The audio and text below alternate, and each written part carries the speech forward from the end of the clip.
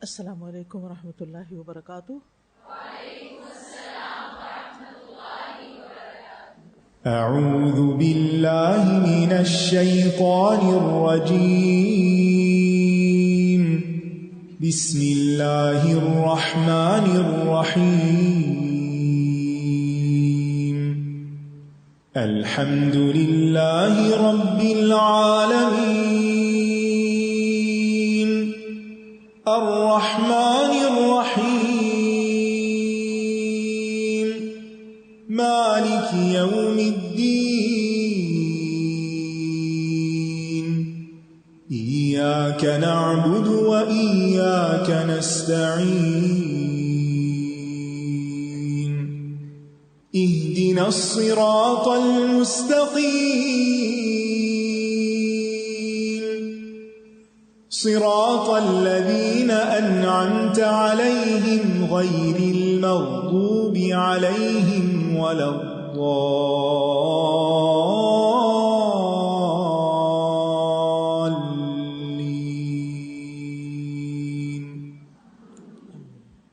نحمده ونصلی علی رسولہ الکریم، اما بعد فاعوذ باللہ من الشیطان الرجیم، بسم اللہ الرحمن الرحیم، رب اشرح لی صدری ویسر لی امری واحلل عقدۃ من لسانی یفقہوا قولی۔ الحمد للہ خلق الانسان وعلمہ البیان، احمدہ سبحانہ واشکرہ واستعینہ وہو المعین المستعان، واستہدیہ وهو الهادی لمن شاء وأيا كان، وأستغفره وهو غافر الزلل والذنب والعصیان۔ ہر قسم کی تعریف اللہ کے لیے ہے جس نے انسان کو پیدا کیا اور اس کو بولنا سکھایا، بیان کرنا سکھایا، ایکسپریس کرنا سکھایا۔ میں اللہ سبحانہ وتعالیٰ کی حمد کرتی ہوں اور اس کا شکر ادا کرتی ہوں اور اس سے مدد طلب کرتی ہوں، اور وہی مددگار ہے جس سے مدد طلب کی جاتی ہے۔ میں اس سے ہدایت طلب کرتی ہوں اور وہی ہدایت دینے والا ہے۔ وہ جس کو چاہتا ہے ہدایت دیتا ہے، چاہے وہ کوئی بھی ہو۔ میں اسی سے بخشش طلب کرتی ہوں کیونکہ وہ لغزشوں، گناہوں اور نافرمانیوں کو بخش دینے والا ہے۔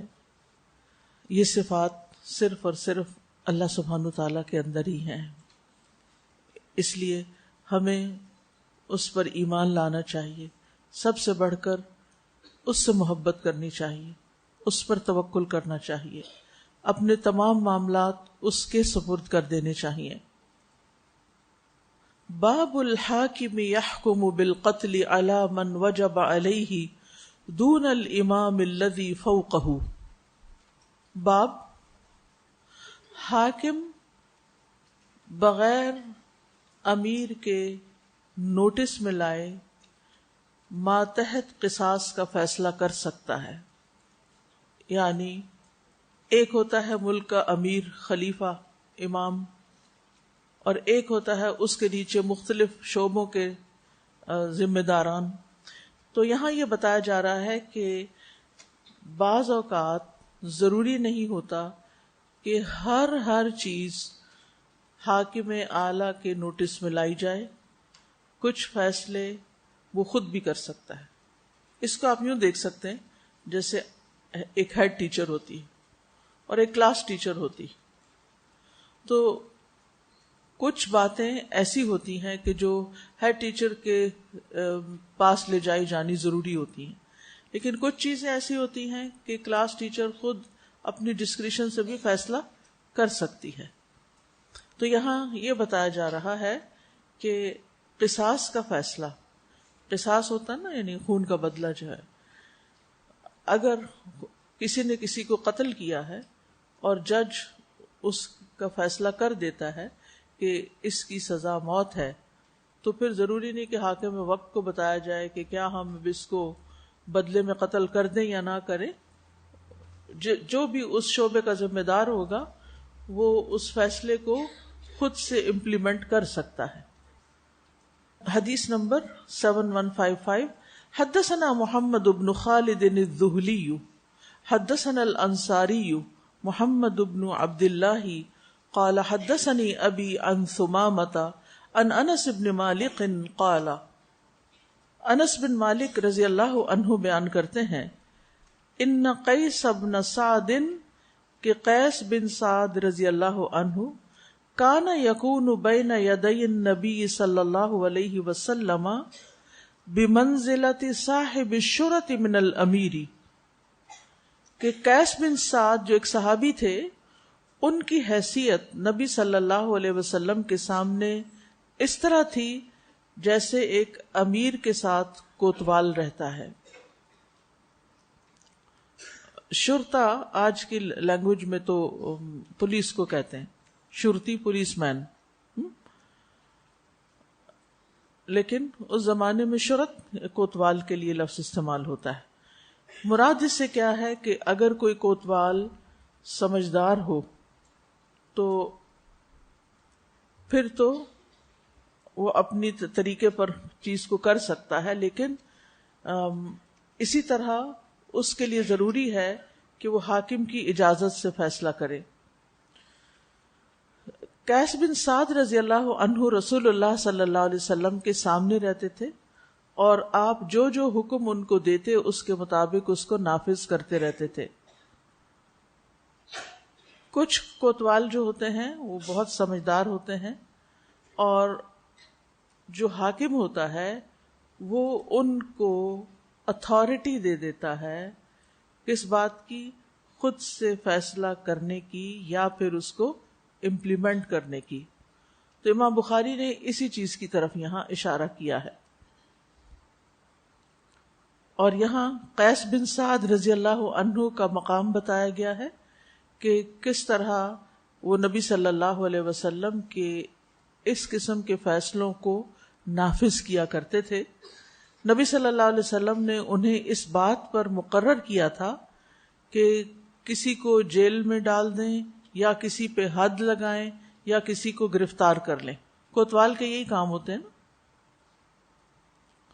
اب یہ قیس بن سعد کون ہیں، ان کی کیا ہسٹری ہے؟ قیس بن سعد بن عبادہ، سعد بن عبادہ کا نام تو سنا ہوا نا آپ، مشہور صحابی ہیں، قبیلہ خزرج کے سردار ہیں۔ یہ ان کے بیٹے ہیں قیس بن سعد۔ ان کی کنیت ابو عبداللہ انصاری خزرجی ہے، اور یہ عرب کے معزز گھرانوں میں سے تھے اور ان کے خاص حسب نسب والوں میں سے۔ قیس بن سعد ان اصحاب میں سے ہیں جو بہت زیادہ سخاوت کرنے والے تھے، صاحب فضیلت لوگوں میں سے تھے، بہت سمجھدار اور جنگی چالوں کے ماہر تھے، اپنی قوم کے معزز اور سردار تھے۔ رسول اللہ صلی اللہ علیہ وسلم جب مکہ آئے تو قیس بن سعد بن عبادہ آپ کے آگے ایسے تھے جیسے حکمرانوں کے آگے پولیس کا افسر ہوتا ہے، آگے آگے باڈی گارڈ وغیرہ چل رہے ہوتے ہیں نا۔ احمد بن بقی کہتے ہیں کہ قیس نبی صلی اللہ علیہ وسلم کے غزوات میں آپ کے علمبردار تھے۔ ان کے والد جو تھے سعد بن عبادہ الانصاری خزرج کے مشہور سردار تھے، اور یہ وہ صحابی ہیں جنہوں نے بہت آغاز میں ہی اسلام قبول کر لیا تھا، اور یہ بیعت عقبہ میں حاضر تھے۔ سیرت پڑھی ہوئی ہے نا آپ نے، بیعت عقبہ اولا کون سی ہے اور ثانیہ کون سی ہے، اس میں انصار نے کیا رول پلے کیا تھا، یہ سب چیزیں آپ نے سیرت میں پڑھی ہوں گی، اور نہیں پڑھی تو پڑھ لینی چاہیے۔ تو سعد بن عبادہ تمام انصاریوں سے اس معاملے میں منفرد ہیں کہ قریش جو ہیں مسلمانوں کو مکہ میں جو سزائیں دیتے تھے تو انہوں نے بھی ویسی ہی سزا کا حصہ پایا، یعنی جب یہ مکہ جاتے تھے تو ان کو بھی ستایا جاتا تھا، حالانکہ یہ سردار تھے۔ اور پھر آپ دیکھیے کہ نبی صلی اللہ علیہ وسلم نے جیسے سعد بن معاذ کو سردار کہا، اسی طرح ان کو بھی۔ سعد بن عبادہ ایک دفعہ آئے تو آپ نے فرمایا اسمعوا ما الی ما یقول سیدکم، اس بات کو غور سے سنو جو تمہارا سردار تم سے کہہ رہا ہے۔ یعنی یہ بہت کم صحابہ کو سردار کا لقب ملا خود نبی صلی اللہ علیہ وسلم سے. نبی صلی اللہ علیہ وسلم ان کی عیادت کے لیے بھی جاتے تھے، اور پھر اسی طرح ایک مرتبہ ان کو بے ہوش دیکھ کر آپ رو بھی پڑے، اور پھر نبی صلی اللہ علیہ وسلم ان کے گھر جایا کرتے تھے، اور ان کے خصوصاً احسان کا ذکر آپ نے کیا.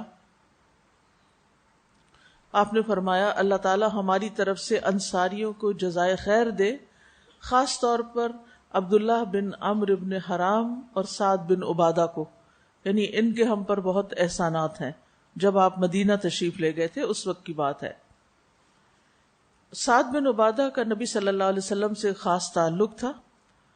انہوں نے اپنے بیٹے کو نبی صلی اللہ علیہ وسلم کی خدمت میں بھیجا. قیس بن سعد یہی جو ان کے بیٹے ہیں، یہ بھی ایک سردار تھے، ان کے اندر بھی لیڈرشپ کوالٹیز تھی. وہ کہتے ہیں کہ ایک مرتبہ ان کے والد نے انہیں نبی صلی اللہ علیہ وسلم کی خدمت کے لیے بھیجا، اور نبی صلی اللہ علیہ وسلم میرے پاس سے گزرے تو میں اس وقت نماز پڑھ چکا تھا. آپ نے مجھے اپنے پاؤں کے ساتھ ٹھوکر ماری، یعنی ایسے ہلایا، اور فرمایا کیا میں تمہیں جنت کے دروازوں میں سے ایک دروازے کا نہ بتاؤں؟ وہ لا حول ولا قوت الا باللہ ہے. اس سے یعنی یہ حدیث کوٹ کرنے کا مقصد کیا ہے؟ حالانکہ اتنی بات بھی بتانا کافی تھی کہ ان کے والد نے ان کو خدمت کے لیے بھیجا. بات یہ ہے کہ اس سے ہماری پوری پکچر ایک واضح ہوتی ہے کہ نبی صلی اللہ علیہ وسلم کا طریقہ تعلیم اور تدبیر کیا تھا، تربیت کیا تھا، کس طرح وہ صحابہ کو مختلف مواقع پر اچھی اچھی باتیں سکھا دیا کرتے تھے. میں دیکھتی ہوں کہ ہم لوگوں کی زندگیوں میں یہ چیز مفقود ہے. ہماری گفتگو میں کام کی باتیں بہت کم ہوتی ہیں. اگر ہم اپنے گھروں میں دیکھیں، اپنے بچوں کے ساتھ بات کرتے ہوئے، اپنے رشتہ داروں کے ساتھ، کوئی لوگ ملنے آ جائیں ہم سے، تو ہم ان کے ساتھ کیا باتیں کرتے ہیں؟ سوچیں ذرا، کیا کرتے ہیں؟ جی، صرف دنیاوی باتیں کرتے ہیں نا. کوئی کام کی بات، کوئی علم کی بات، کوئی فائدے کی بات، کوئی حکمت کی بات عام طور پر نہیں کرتے. تو ہمیں کسی سے بھی مل کر اس کی ویلیو میں، یعنی اس کو کوئی اس کی زندگی میں کوئی ویلیو ایڈ کرنی چاہیے، کوئی ایسی چیز کرنی چاہیے اس کے ساتھ کہ وہ آپ سے ملنے کے بعد جائے تو وہ سمجھے کہ اس نے کچھ پایا ہے، نہ کہ الٹے اپنے عمل کھو کے چلا گیا غیبت وغیرہ کر کے. یعنی کچھ نہ کچھ اس کو فائدہ پہنچائیں. ہمارے ساری توجہ کھانا کھلانے پہ تو ہوتی ہے، وہ فائدہ ہم پہنچا رہے ہوتے ہیں، اچھی بات ہے، لیکن کام کی بات کم ہی کرتے ہیں. ہمیں اپنی ان عادتوں کو بھی بدلنا ہے، ان سنتوں پر بھی عمل کرنا ہے. ہم مسواک کو تو سبھی سنت کہتے ہیں، لیکن اس سنت سے ہم بالکل بے خبر ہیں. وہ خدمت کے لیے آئے ہیں، آ کے نماز پڑھ رہے ہیں، نفل وغیرہ پڑھ رہے ہوں گے کیونکہ یا مسجد میں ہی ہوں گے، ابھی نماز پڑھ کے وہ بیٹھے ہوئے ہیں، آپ پاس سے گزر رہے ہیں، آپ ان کو ہلا کے کہتے ہیں تمہیں بتاؤں کہ جنت کے دروازوں میں سے ایک دروازہ کیا ہے؟ لا حول ولا قوت الا باللہ. کیا مطلب تھا کہ یہ کلمہ یاد کر لو اور اس کو اپنی زندگی میں داخل کر لو، جنت میں داخل ہو جاؤ گے. ایک طرح سے جنت کی خوشخبری ہے کہ کوئی کسی کو کہے میں تمہیں جنت کا دروازہ بتاؤں کیا ہے، وہ کتنا خوش ہو جائے گا. یعنی دوسرے کو خوش کرنا بھی مقصود ہے، اور اس کے ساتھ ساتھ اس کے علم میں اضافہ، اس کے عمل میں اضافہ، اور ایک کام کی بات. اچھا، ہم یا تو کوئی چٹکلا چھوڑیں گے یا کوئی ٹانٹ کر دیں گے، تم اتنی ابھی تک بیٹھے ہو، کب تک بیٹھے رہو گے، کیا مانگ رہے ہو، واہ بھائی آج تو بڑی دعائیں مانگی جا رہی. کیسی چیپ باتیں ہیں، گھٹیا باتیں ہیں. یہ ایسی باتیں نہیں کرنی چاہیے. اس سے نہ ہم کسی کو کوئی خوشی پہنچاتے ہیں، نہ ہم کسی کو کوئی یعنی کہ اس کے علم میں اضافہ کرتے ہیں، نہ اس کو کوئی خوشخبری دیتے ہیں. پھر اسی طرح یہ نبی صلی اللہ علیہ وسلم کی دعا کے بڑے حریص تھے. حضرت انس سے مروی ہے کہ ایک مرتبہ حضرت سعد بن عبادہ کے ہاں آپ تشریف لے گئے، آپ نے اجازت مانگی. السلام علیکم ورحمۃ اللہ وبرکاتہ. حضرت سعد نے چپکے سے دل میں کہا وعلیکم السلام. نبی صلی اللہ علیہ وسلم نے نہیں سنا, آپ نے دوبارہ سے کہا السلام علیکم, پھر تیسری مرتبہ کہا. ہر دفعہ وہ چپکے سے کہتے تھے. کیوں؟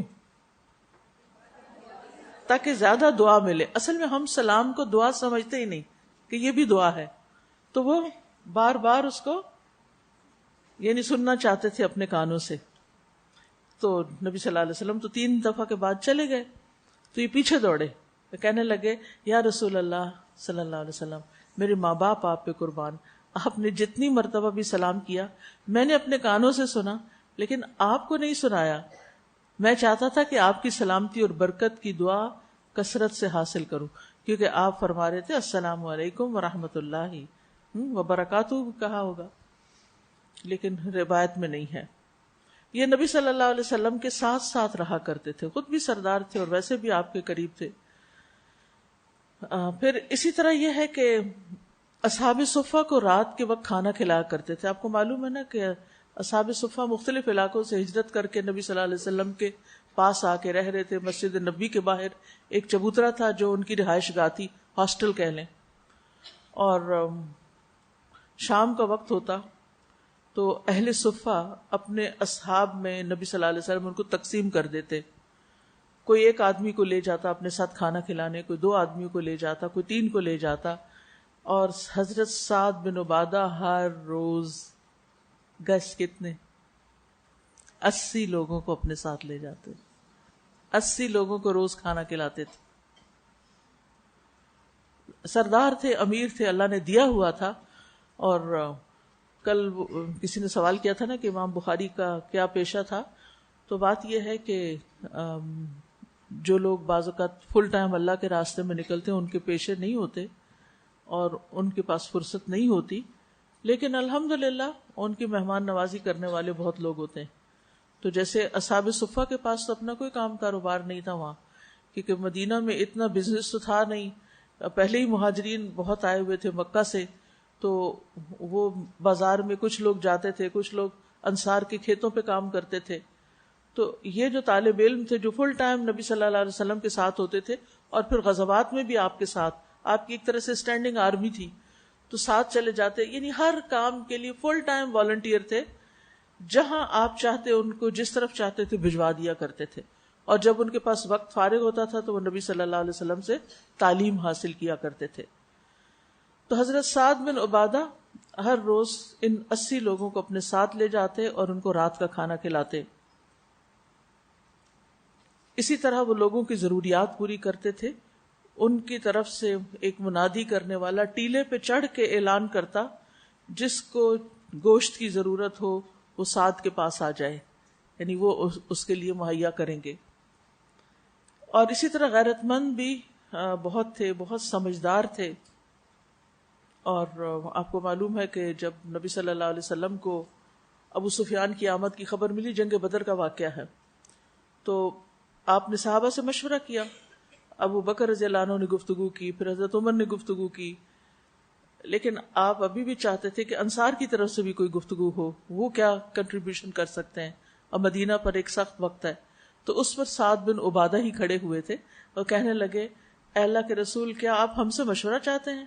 اس ذات کی قسم جس کے ہاتھ میں میری جان ہے, اگر آپ ہمیں اپنے گھوڑے سمندر میں ڈالنے کا حکم دیں گے تو ہم انہیں ڈال دیں گے, اور اگر آپ ہمیں انہیں معمورہ اراضی کے آخری کونے برق غماد تک دوڑانے کا حکم دیں گے تو ہم وہاں تک دوڑا کر جائیں گے.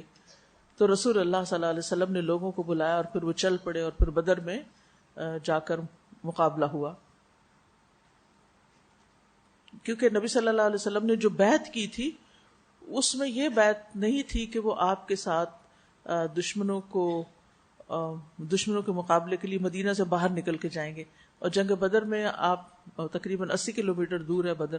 اگر آپ میں سے کچھ لوگوں نے عمرہ کیا ہو تو اب تو راستے کھل گئے ہیں. ایک مدینہ کا راستہ بدر کے راستے سے بھی جاتا ہے. کبھی موقع ہو تو ضرور ادھر سے اپنی ٹیکسی یا گاڑی کو لے کے جائیں, وہ بھی ایک لرننگ ہے. اور نام لکھے میں ان شہداء کے وہاں جو بدر کی جنگ میں شہید ہوئے, اور وہ جگہیں متعین کی ہوئی ہیں کہ کہاں کفار کا لشکر تھا, کہاں مسلمانوں کا لشکر تھا. اور ایک عجب سی فیلنگ ہوتی ہے وہاں جا کر. اور میں سمجھتی تھی کہ شاید پلین راستہ ہے سیدھا سیدھا، وہ اتنا پہاڑوں کے بیچ میں سے، بڑے بڑے پہاڑوں کے اندر سے گزرتا ہوا اوپر نیچے کا راستہ، تو انسان حیران ہو جاتا ہے کہ کتنی مشقتوں سے صحابہ کرام نے اس دین کا دفاع کیا اور دشمنوں سے بچایا. پھر اسی طرح یہ ہے کہ ذمہ داری کے بارے میں بھی بہت اللہ سے ڈرنے والے تھے. اور اسی طرح انہی کی والدہ کا انتقال ہو گیا تھا اور انہوں نے نظر مان رکھی تھی. وہ ایک مشہور حدیث آتی ہے نا، تو انہوں نے پوچھا تھا نبی صلی اللہ علیہ وسلم سے کہ کیا میری طرف سے ان کی نظر پوری کرنا کفایت کر جائے گا؟ تو آپ نے فرمایا ہاں، تم اپنی ماں کی طرف سے غلام کو آزاد کر دو.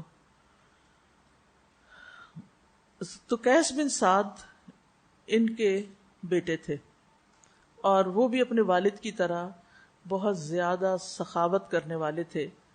اور عربوں کے ہاں یہ رواج ہوتا تھا کہ جو امیر لوگ ہوتے تھے اور سخی لوگ ہوتے تھے، وہ باقاعدہ کسی اونچی جگہ پر آگ جلا دیتے تھے تاکہ دور سے گزرنے والے قافلے اس آگ کو دیکھ کر کھانے کے لیے آ جائیں، کیونکہ ویسے تو رات کے اندھیرے میں نہیں پتہ چلتا کہ کہاں آبادی ہے اور کہاں کون رہتا ہے.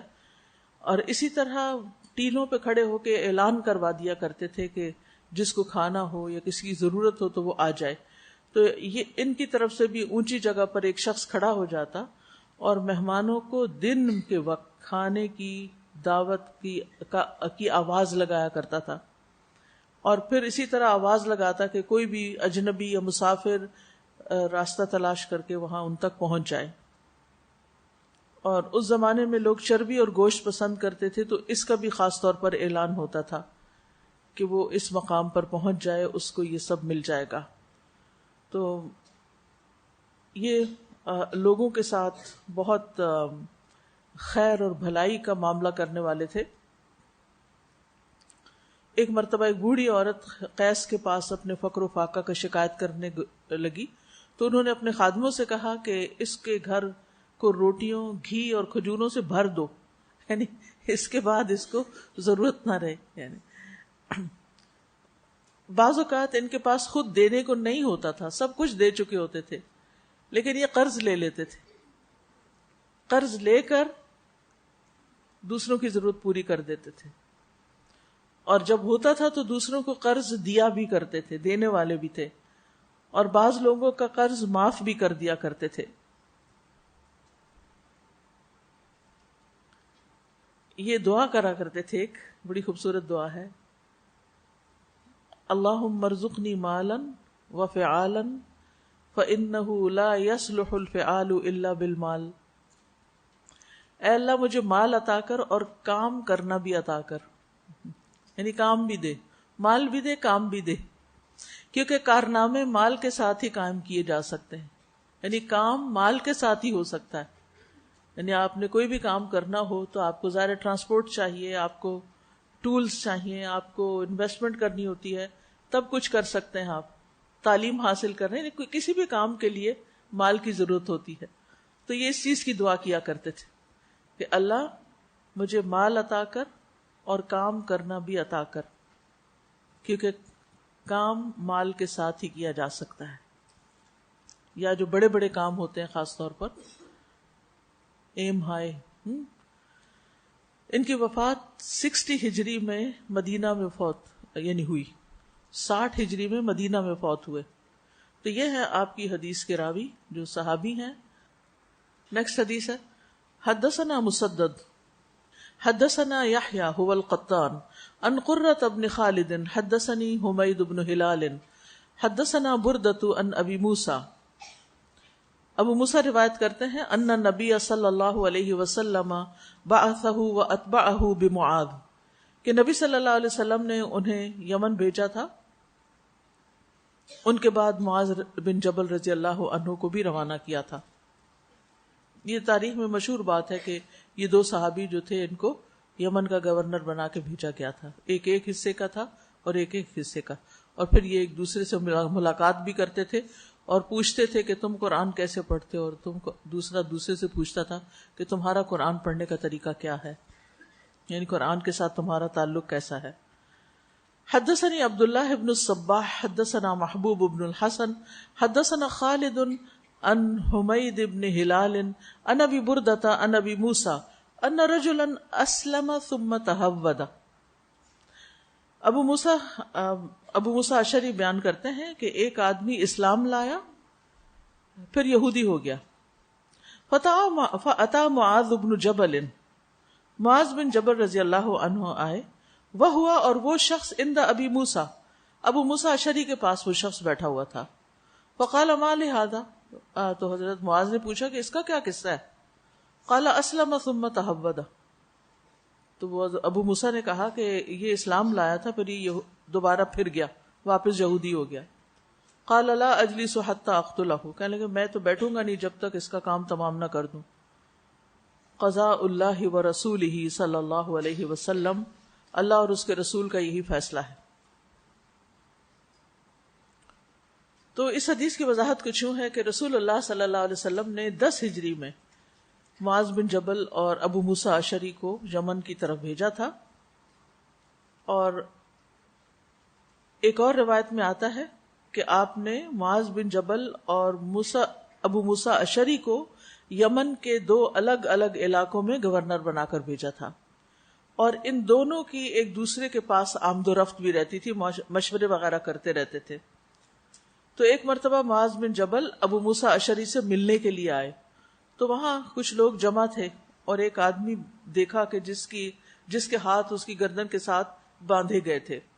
تو پوچھا گیا کہ بھی یہ کیا قصہ ہے، تو بتایا گیا کہ یہ صورتحال ہے. تو انہوں نے کہا کہ میں تو اپنی سواری سے نہیں اتروں گا جب تک کہ اس کو کیفر کردار تک نہ پہنچا دوں.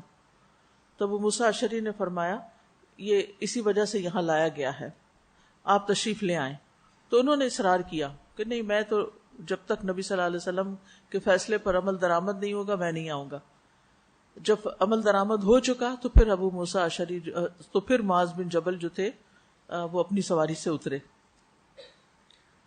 تو اس سے یہ پتہ چلتا ہے، امام بخاری نے یہاں یہ بات اس لیے بیان کی ہے کہ ابو موسیٰ اشعری نے یہ جو یعنی کہ اس یہودی کو جو قتل کیا تھا، اس کی اطلاع رسول اللہ صلی اللہ علیہ وسلم تک نہیں پہنچائی تھی، بلکہ صرف آپ کے حکم پر عمل کر لیا تھا. ٹھیک ہے، یعنی نبی صلی اللہ علیہ وسلم اس وقت کیا تھے؟ مدینہ کی ریاست کے حاکم تھے. یعنی سب سے بڑے حاکم اس وقت کے کون تھے زمین پر؟ رسول اللہ صلی اللہ علیہ وسلم. آپ نے اپنے صحابہ کو تعلیم دے کے کہ کس موقع پہ کیا کرنا ہے دے کر انہیں وہاں کا گورنر بنا کے بھیج دیا. اب انہوں نے اس پالیسی کے مطابق خود فیصلہ کر لیا جو انہیں دی گئی تھی، واپس ان کو دوبارہ کسی کو بھیج کے ریکنفرم نہیں کیا تھا. ٹھیک ہے، تو یہ کتنی پتے کی بات ہے اور کتنی حکمت کی بات ہے اور کاموں کو کتنا آسان کر دیتی ہے. ہمارا حال یہ ہے کہ اگر ہمیں کوئی بتا بھی دے کہ کون سا کام کیسے کرنا ہے، لکھ کر بھی دے دے، اس کے باوجود نہ ہم لکھا ہوا پڑھتے ہیں اور نہ اس پر عمل کرتے ہیں. پھر دوبارہ فون کر کے پوچھتے ہیں اچھا یہ کام کیسے کرنا ہے. بھئی آپ کو آلریڈی بتا دیا گیا ہے کہ کیسے کرنا ہے، کیوں ہم اپنی زندگی انہی باتوں میں انہی جھگڑوں میں ضائع کیے چلے جا رہے ہیں؟ کہ تو اس سے بھی پتا کہ جو آلریڈی ایک چیز ڈیسائیڈڈ ہے. تو آپ دیکھیے کہ زندگی بڑی مختصر ہے، وقت یوں گزر جائے گا کہ پتہ بھی نہیں چلے گا اور موت دروازے پہ آ کھڑی ہوگی. اس وقت انسان کی بڑی حسرتیں ہوں گی کہ کاش میں نے اس زندگی کو کسی زیادہ اچھے کام میں لگایا ہوتا، کسی بہتر چیز میں لگایا ہوتا، نہ کہ معمولی چیزوں کے اوپر جھگڑے لے کے بیٹھ گئی جو میں. تو جو وقت ضائع کیا ہوا کہ اس پر سخت پشیمانی ہوگی. تو ہم سب کو یہ سوچنا چاہیے کہ جو ہمیں قرآن و سنت سے تعلیمات ملتی ہیں ان پر ہم عمل کر لیں. بعض لوگ معلوم ہونے کے باوجود بیکار کے سوال کر کے معاملات کو اس قدر الجھاتے ہیں، یعنی ان چیزوں کے بارے میں مزید سوال پہ سوال کیے جاتے ہیں جس کے بارے میں ہمیں کوئی ایسی رہنمائی بھی نہیں ملی ہوتی. نبی صلی اللہ علیہ وسلم نے اس چیز سے بھی منع کیا. آپ نے فرمایا ہلک المتنطعون، بال کی کھال اتارنے والے ہلاک ہوئے. کیوں؟ اس لیے کہ وہ غیر ضروری سوال کرتے ہیں، بار بار وہی سوال کرتے ہیں، اور اس سے کیا ہوتا ہے؟ ایک تو وقت کا حرج تو ہوتا ہی ہے، بعض اوقات چیزیں زیادہ مشکل ہو جاتی ہیں، اور جب وہ مشکل ہو جاتی ہیں تو پھر عمل کرنا اور زیادہ مشکل ہو جاتا ہے. تو سمعنا و اطعنا، ہر وقت ڈسکشنز کی ضرورت نہیں ہوتی، ہر وقت پوچھنے کی ضرورت نہیں ہوتی. جو بات جیسے کہی گئی ہو اور جیسے سمجھ میں آئی ہو، پھر اس کو زیادہ توجہ ہماری امپلیمنٹیشن پہ ہونی چاہیے کہ وہ کس بہتر طریقے سے امپلیمنٹ ہو. یہاں پر آپ دیکھیے کہ اسلام میں جو مرتد کی سزا ہے اس کے بارے میں بھی بات کی گئی ہے. اب یہ سوال یہ پیدا ہوتا ہے کہ اتنی بڑی سزا کیوں ہے، کیپٹل پنشمنٹ کیوں ہے اس بات پر کہ اگر کوئی شخص اپنا دین چھوڑ جاتا ہے تو اس کو ختم کر دو، مار دو. وائی؟ اور خاص طور پر ان دنوں میں جب نبی صلی اللہ علیہ وسلم موجود تھے. اس کی وجہ یہ تھی کہ آپ نے سورۃ آل عمران میں پڑھا ہوگا کہ اللہ تعالیٰ فرماتے ہیں وَقَالَتْ طَائِفَةٌ مِّنْ أَهْلِ الْكِتَابِ آمِنُوا بِالَّذِي أُنزِلَ عَلَى الَّذِينَ آمَنُوا وَجْهَ النَّهَارِ وَاكْفُرُوا آخِرَهُ لَعَلَّهُمْ يَرْجِعُونَ. اور اہل کتاب میں سے ایک گروہ نے کہا، اشارہ ہے یہود کی طرف، کہ دن کے شروع میں اس پر جو ایمان والوں پر نازل کیا گیا ہے ایمان لے آؤ، اور اس کے آخر میں یعنی دن کے آخر میں اس کا انکار کر دو، شاید کہ وہ بھی دین سے پلٹ آئیں. یعنی باقاعدہ ایک سازش کے تحت یہ کام کیا جا رہا تھا کہ پہلے اسلام قبول کر لو کہ ہمیں بہت پسند آیا ہے، اور پھر لوگوں کو بتاؤ ہم نے دیکھ لیا اسلام میں کچھ نہیں، اور اس کو چھوڑ دو. اور پھر یہ کہ لوگوں کو کے پاس پروپیگنڈا ہوگا کہ اچھا واقعی تم بھی مسلمان تھے، اچھا تو چھوڑ دیا تم نے، کیوں چھوڑا؟ اچھا یہ چیز لوگوں کو بہت زیادہ بددل کرتی ہے اسلام سے. تو اس میں دوسروں کے ایمان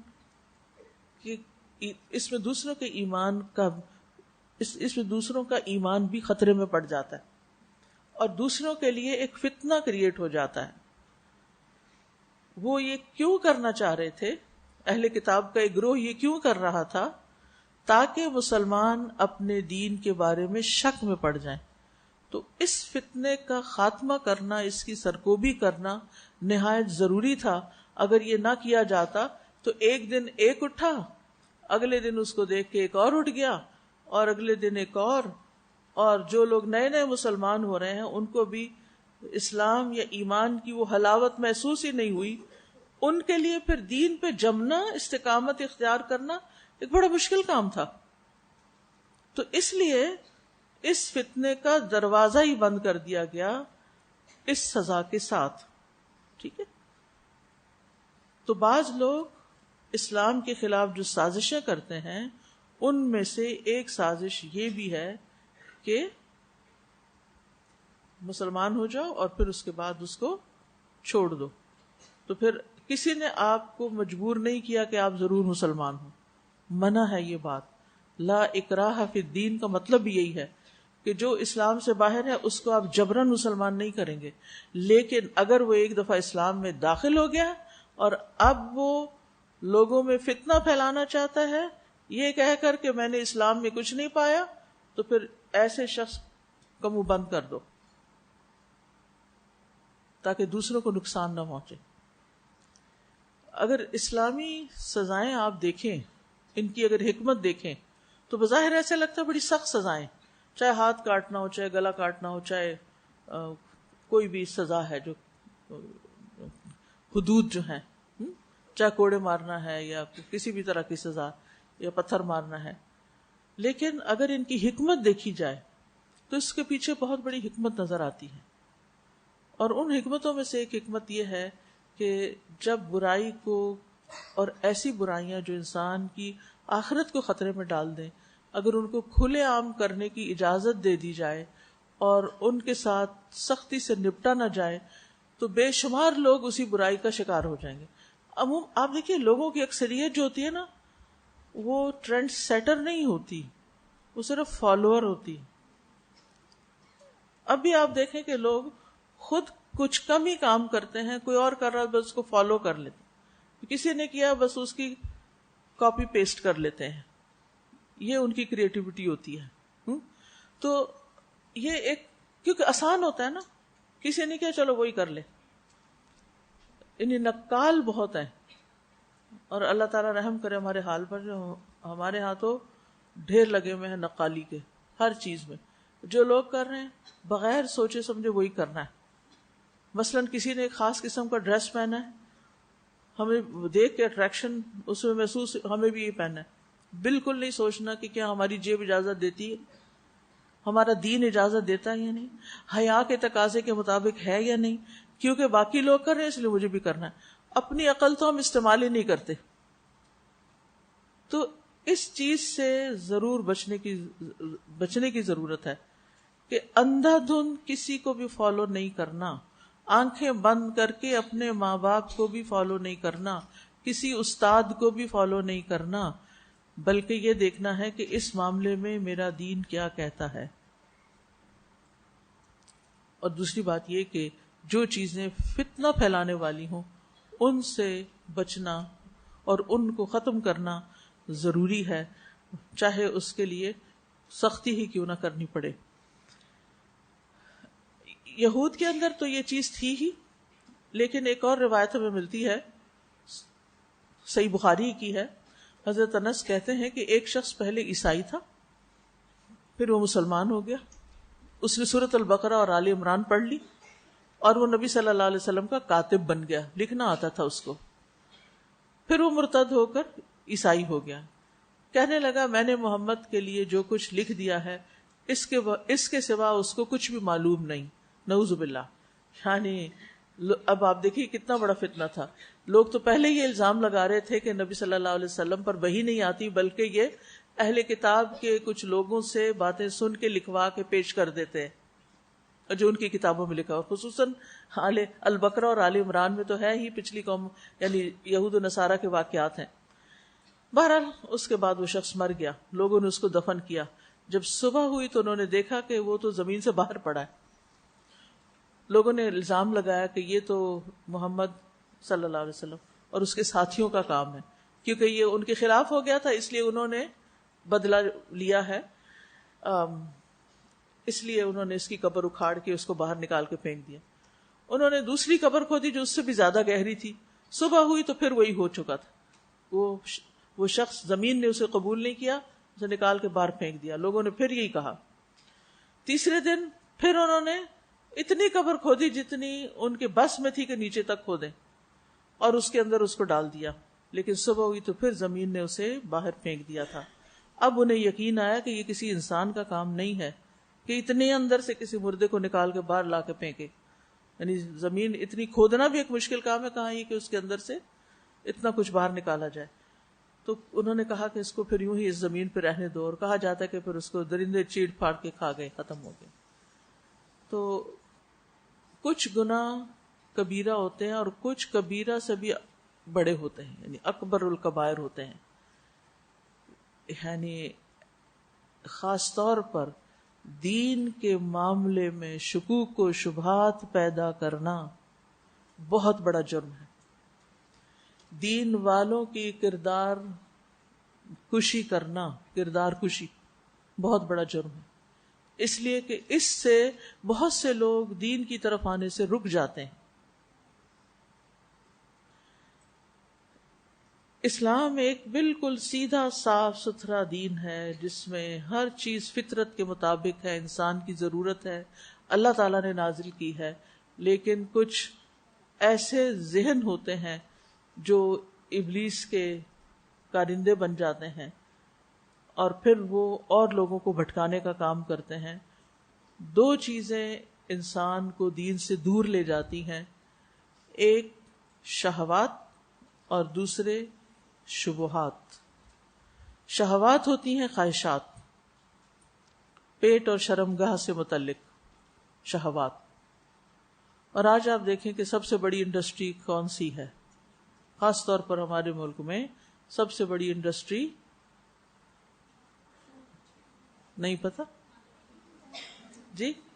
نہیں پتا؟ پاکستان میں نہیں رہتے آپ؟ فوڈ انڈسٹری ہے. تو شہوات جو ہے نا ہماری، انہوں نے ہمیں پاگل کر رکھا ہے. یعنی پیسے ہیں یا نہیں، حلال سے کما رہے ہیں یا حرام سے کما رہے ہیں، ہر نئی برانڈ کی چین کھلنے کے بعد اس کو ٹرائی ضرور کرنا ہے، چاہے بیمار ہو، آپ کو سوٹ کرتا ہے یا نہیں کرتا، کچھ بھی ہوتا ہے، آنکھیں بند ہیں.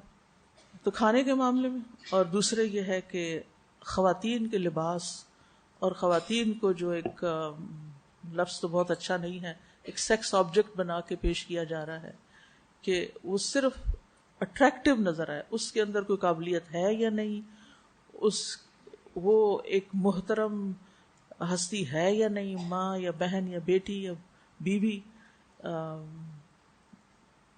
لیٹسٹ جو کچھ حالات ہو رہے ہیں، اس کی بہت خرابیوں کی وجوہات بہت ساری، میں ان میں نہیں جانا چاہتی کہ گھر کیوں ٹوٹ رہے ہیں، گھروں میں بدمزگیاں کیوں ہیں، مردوں کی عورتوں سے، بیویوں سے ڈیمانڈ کیا ہو گئی ہے، وہ ان سے کیا تقاضے کرتے ہیں جو ان کی گھر میں ایک شریف بیوی پورے نہیں کر سکتی. پھر ان کو دوسرے راستے چاہیے، پھر گھروں کے اندر بدمزگی اور لڑائی جھگڑے اور فتنے فساد اور طلاقیں اور خلا اور کیا کچھ نہیں.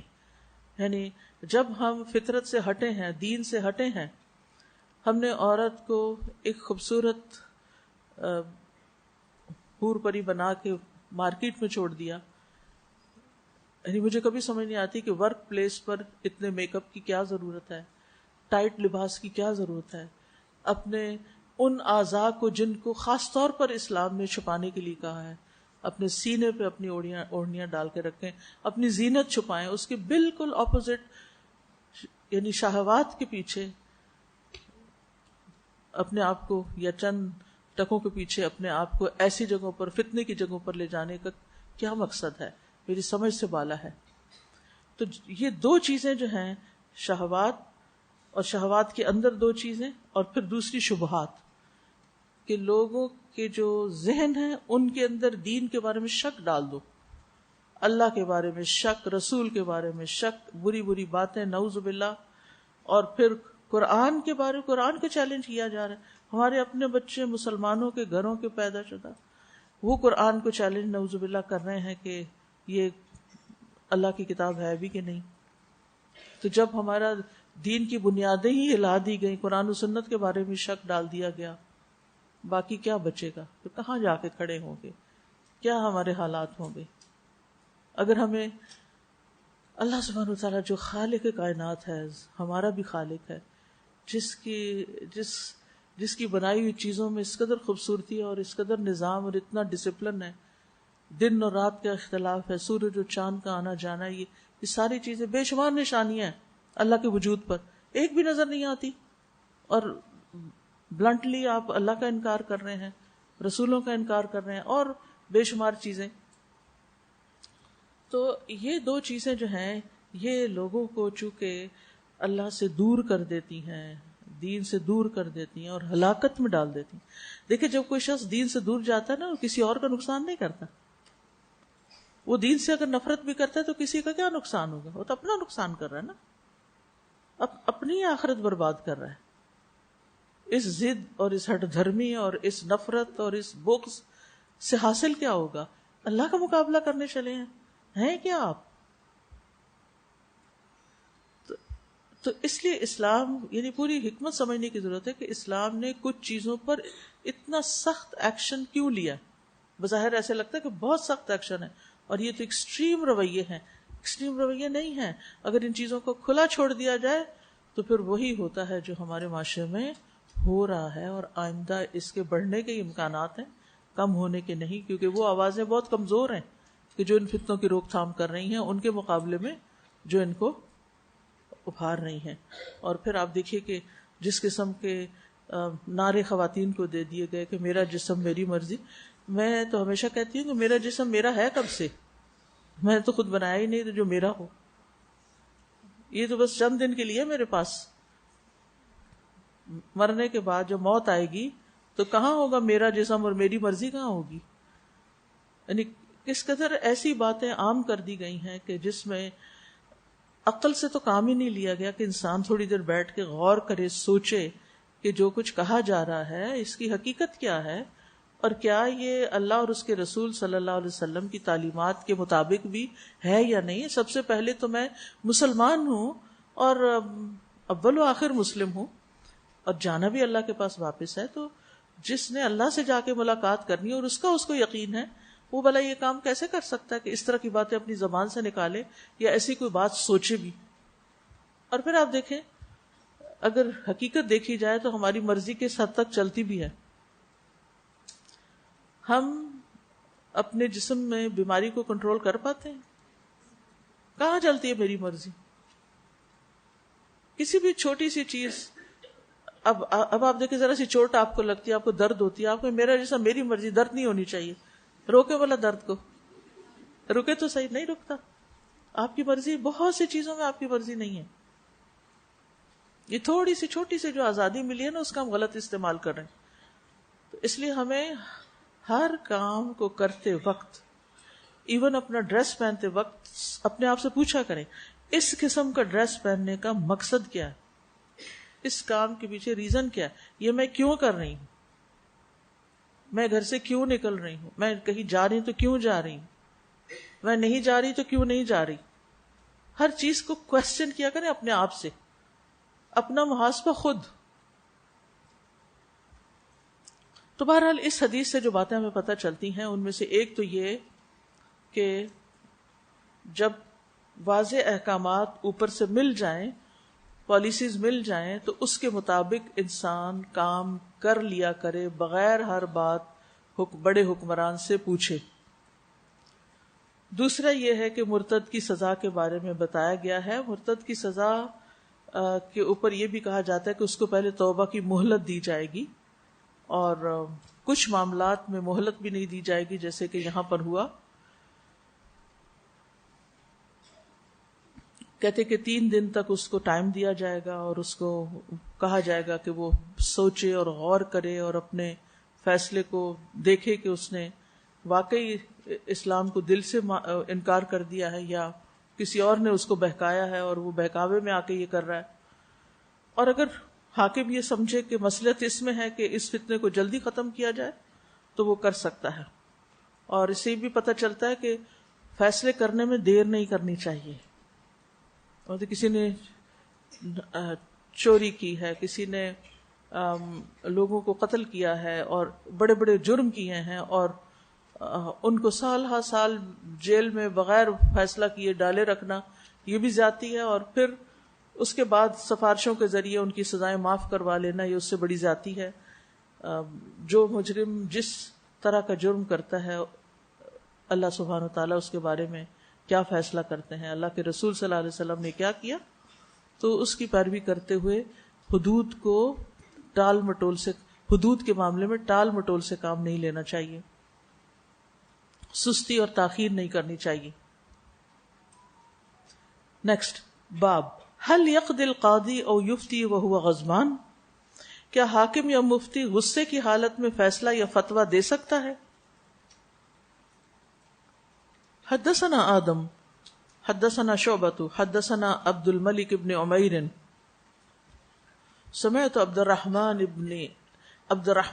بن ابي بكرة قال كتب ابو بكرة الى ابنه وكان بسجستان بألا تقضي بين اثنين وانت غضبان فإني سمعت النبي صلى الله عليه وسلم يقول لا يقضين حكم بين اثنين وهو غضبان۔ ابو بکر رضی اللہ عنہ نے اپنے بیٹے کو لکھا، کتب ابو بکرۃ الی ابنہ وکان بسجستان، جبکہ وہ سجستان میں تھا۔ کیا لکھا؟ بألا تقضی بین اثنین وانت غضبان، کہ غصے کی حالت میں تم 2 لوگوں کے درمیان بھی فیصلہ مت کرنا۔ فإنی سمعت النبی صلی اللہ علیہ وسلم یقول، کیونکہ میں نے نبی صلی اللہ علیہ وسلم کو فرماتے ہوئے سنا، لا یقضین حکم بین اثنین وہو غضبان، کوئی حاکم بحالت غصہ 2 آدمیوں کے درمیان فیصلہ مت کرے۔ ٹھیک ہے، اس حدیث میں ایک صحابی کا ذکر ہے جن کا نام ابو بکرہ ہے. ابو بکر نہیں ہے، یہ اور ہیں. ٹھیک ہے. ان کا نام نفیع بن حارث تھا. انہوں نے اپنے بیٹے عبید اللہ کی طرف ایک پیغام بھیجا. اس میں انہوں نے اپنے بیٹے کو نصیحت کی. ان کا بیٹا سجستان میں جج تھا. یہ اس زمانے میں ایران کے مشرق میں ایک علاقے کا نام تھا، اور اس کے شہر کا کچھ حصہ افغانستان کے جنوب میں داخل ہے. جب یہ شہر ایران سے فتح کر لیا گیا تو اسلامی ریاست کے تحت آ گیا اور اس کو سیستان کہا جانے لگا، سجستان کی بجائے سیستان. تو انہوں نے اپنے بیٹے کو خط لکھ کر وصیت کی کہ وہ لوگوں کے درمیان غصے کی حالت میں فیصلہ نہ کریں. ٹھیک ہے، یعنی غصے کی حالت میں فیصلہ کرنا منع ہے. اسی طرح فتویٰ دینا بھی منع ہے. کیوں؟ کیونکہ غصے کی وجہ سے انسان کی طبیعت میں تبدیلی آ جاتی ہے، انسان کی مت ماری جاتی ہے، انسان کی عقل پہ پردہ پڑ جاتا ہے. اس لیے ضروری ہے کہ انسان جب فیصلہ کرے تو ہر اعتبار سے یکسو ہو، سوچ سمجھ کے فیصلہ کرے، ٹھنڈے دل سے فیصلہ کرے. غصے کی حالت میں فیصلے میں غلطی کا امکان ہے، اس لیے نبی صلی اللہ علیہ وسلم نے غصے کی حالت میں فیصلہ کرنے سے منع کیا ہے. یعنی ہر وہ چیز، صرف غصہ نہیں، ہر وہ چیز جس سے انسان کی طبیعت میں تبدیلی آئے، جو انسان کی سوچ بچار کو متاثر کر دے، جیسے شدید بھوک لگی ہوئی ہو، نیند کی حالت ہو، بیماری کی حالت ہو، غصے کی حالت ہو. لیکن اگر کوئی کر چکا ہے اور وہ فیصلہ صحیح ہے تو پھر نافذ کر سکتے. یعنی کرنا منع ہے، لیکن اگر کسی کو بھول گیا اور اس نے کر دیا لیکن فیصلہ صحیح تھا تو اٹس اوکے. بعض اوقات نبی صلی اللہ علیہ وسلم غصے کی حالت میں کچھ نہ کچھ فرما دیا کرتے تھے، لیکن آپ میں اور باقی لوگوں میں فرق ہے، کیونکہ آپ غصے کی حالت میں بھی آپ کی زبان سے حق کے سوا کوئی بات نہیں نکلتی تھی. ٹھیک ہے، تو اس لیے یہ کہنا کہ نبی صلی اللہ علیہ وسلم نے بھی تو فلاں موقع پر غصے میں یہ بات کہی تھی تو اس کو دلیل نہ بنائیں، حجت نہ بنائیں. جیسے کہ ایک موقع پر ایک انصاری اور آپ کے جو زبیر بن عوام تھے ان کے درمیان پانی کی باری کے بارے میں جھگڑا ہو گیا تھا، تو آپ نے فیصلہ زبیر بن عوام کے حق میں کر دیا تھا. تو ایک لفظ ہوتا ہے غضب اور اس سے ہے غضبان. غضبان جو ہے وہ شخص ہوتا ہے، یعنی بہت زیادہ، جیسے فعلان کے وزن پر غصہ کرنے والا، بہت زیادہ غصہ کرنے والا. غضب کی 3 قسمیں ہوتی ہیں، ایک شدید غضب، سخت غصہ، دوسرا درمیانہ، اور تیسرا بہت کم، معمولی غصہ.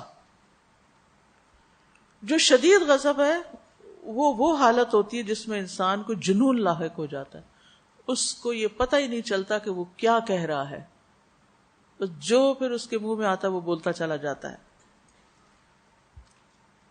اس کو یہ بھی یاد نہیں رہتا کہ وہ کہاں کھڑا ہے اور کیا بول رہا ہے، اور اس کے سامنے کون ہے، کس سے بات کر رہا ہے، کوئی بڑا ہے یا چھوٹا ہے. تو ایسے شخص کی بات کا اعتبار نہیں ہوگا. کہا جاتا ہے کہ اس پہ سب کا اتفاق ہے کہ ایسے شخص کی طلاق بھی واقع نہیں ہوگی، یعنی جو پاگل ہو گیا غصے میں. لیکن ہر غصے پہ اس کا اطلاق نہیں ہوتا، یہ یاد رکھیے، کیونکہ بہت سے لوگ لفظ غصہ لے لیتے اور کہتے ہیں وہ اس نے غصے کی حالت میں طلاق دی تھی اس لیے طلاق ہوئی یا نہیں ہوئی. کیونکہ علماء کہتے ہیں غصے کی حالت میں طلاق واقع نہیں. عام غصے کی بات نہیں ہو رہی، شدید غصہ کہ جس میں انسان کو جیسے جنون کا دورہ پڑ گیا. پھر اسی طرح نہ غلام آزاد کیا جا سکتا ہے، نہ وقف، اپنی پراپرٹی وقف نہیں کی جا سکتی، نہ خرید و فروخت ہوتی ہے. تو معاملات اس غصے کی حالت میں جو معاملات طے پائیں گے وہ قابل قبول نہیں ہوں گے. لیکن اگر اس کا تعلق کسی دوسرے کے حق کے ساتھ ہوگا تو یہاں اس کی پکڑ ہو جائے گی. جیسے مثلا کوئی غصے میں آ کے کسی پہ زنا کی تہمت لگا دے، تو اب بعض علماء کہتے ہیں کہ اس پر حد قذف ہوگی، کیونکہ اس نے کسی اور کو نقصان دیا.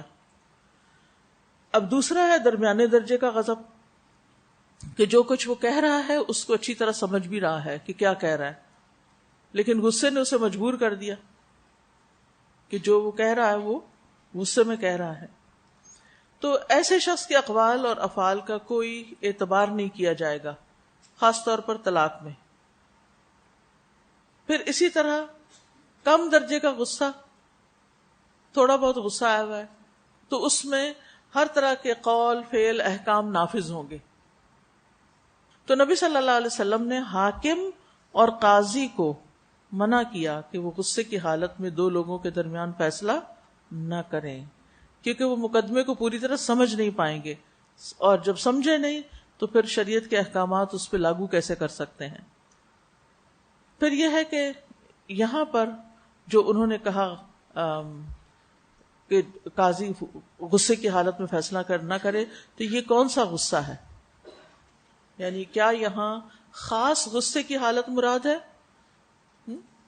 جی ہاں، یہاں خاص غصہ یعنی واقعی غصہ جسے کہتے ہیں. پھر اسی طرح یہ ہے کہ ہلکے پھلکے غصے میں جو فیصلے کیے گئے ہوں وہ قابل عمل ہوں گے. اب سوال یہ پیدا ہوتا ہے کہ غصے کی حالت کو پہچانا کیسے جائے، کہ کس ڈگری کا، کوئی تھرمامیٹر تو ہے نہیں کہ جس سے بخار کو ناپا جاتا ہے تو اس کے غصے کی حالت کو بھی ناپا جائے. تو اس میں یہ ہے کہ کچھ غصے ہوتے ہیں جس میں لوگ وائلنٹ ہو جاتے ہیں، اپنا دیوار سر پہ مارنے لگتے ہیں، یا ان کے ہاتھ میں کوئی چیز آئی تو وہ دوسرے کو اس سے مارنے لگتے، چیزیں توڑنے پھوڑنے لگتے، یعنی تشدد پہ اتر آتے ہیں. ٹھیک ہے نا، تشدد پہ اتر آتے ہیں. تو یہ ایکسٹریم کیس ہوگا. اور ایک درمیانے میں کیا ہوتا ہے کہ صرف زبان سے گالی گلوچ وغیرہ کر لیتے. اور جو پہلا حصہ ہے اس میں یہ کہ نارمل طریقے سے بات کرنے کی بجائے ذرا لاؤڈ وے میں بات کر رہے ہوتے ہیں، یا حالت تبدیل ہو چکی ہوتی ہے، یعنی آرام سے نہیں بات کرتے. تو سمجھ آئی؟ شدید غصہ کون سا؟ جس میں وائلنس ہو، اور درمیانہ گالی گلوچ وغیرہ، اور صرف کم درجے کا جس میں آواز اور انداز دونوں تبدیل ہو جائے، ناراضگی کا ہو اور غصے کا. مجھے آپ کو تھوڑی سی بیچ میں بریک بھی دینی چاہیے. تو بریک سے مراد یہاں سے اٹھ کے کہیں جانا نہیں، بلکہ آپ اگر کوئی چیز ایڈ کرنا چاہیں سعد بن عبادہ کے حوالے سے، قیس بن سعد کے حوالے سے، عربوں کے کلچر کے حوالے سے، نبی صلی اللہ علیہ وسلم کے طریقہ تعلیم کے حوالے سے، اسلام میں ارتداد کی سزا کے حوالے سے، کوئی بھی بات آپ کے ذہن میں آ رہی ہو، کوئی سوال آ رہا ہو، یا کوئی آپ خود کچھ ایڈ کرنا چاہیں، اور موسٹ ویلکم، تاکہ آپ کی تھوڑی سی نیند اور تھکاوٹ دور ہو. تو میں اگلی حدیث پڑھاؤں آپ کو. جی یہ سامنے ہے، بولیں. آپ کے تو آواز میں سن لوں گی، کھڑی ہو جائیں اور بولیں. فرسٹ رو میں جو ہیں.